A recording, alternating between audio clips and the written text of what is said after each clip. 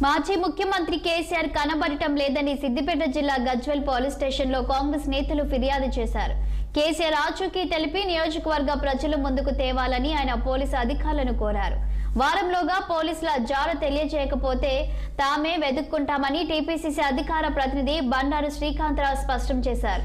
ఎమ్మెల్యేగా గెలిచి 10 నెలలు కావస్తున్నా ఇప్పటికీ నియోజకవర్గంలో కనపడటం లేదన్నారు. శాసనసభ సభ్యుడిగా బాధ్యతల్ని మర్చిపోయారా అంటూ కేసీఆర్ ఉద్దేశించి ప్రశ్నించారు. ప్రజల సొమ్ముని వేతనంగా తీసుకుంటూ ప్రజలకి అందుబాటులో లేకుండా పోయారంటూ శ్రీకాంతరావు విమర్శించారు. నియోజకవర్గంలో ఎన్నో సంక్షేమ పనులు అసంపూర్తిగా మిగిలాయని వాటిపై ఎవరు ప్రభుత్వాన్ని ప్రశ్నించాలన్నారు బండారు శ్రీకాంతరావు. రాజకీయ అనుభవం ఉన్నది, మరి ఆ అనుభవంతోనన్నా మా ముఖ్యమంత్రికి సూచనలు సలహాలు నీ బాధ్యతగా ఏమైనా ఇస్తున్నావా?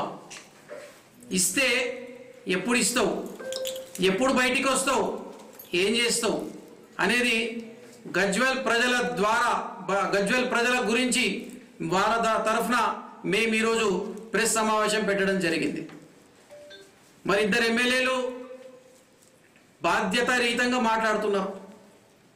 మరి వాళ్ళని ఏమైనా మందలిస్తున్నావా, వాళ్ళకేమైనా సూచనలు ఇస్తున్నావా, మరి దాన్ని సమర్థిస్తున్నావా? ఆ జవాబైతే నీకు బాధ్యత ఉంది, నువ్వు ఇవ్వాలి. నువ్వు ఎప్పుడు ఇస్తావు అనేది కూడా మాకు తెలియాలి.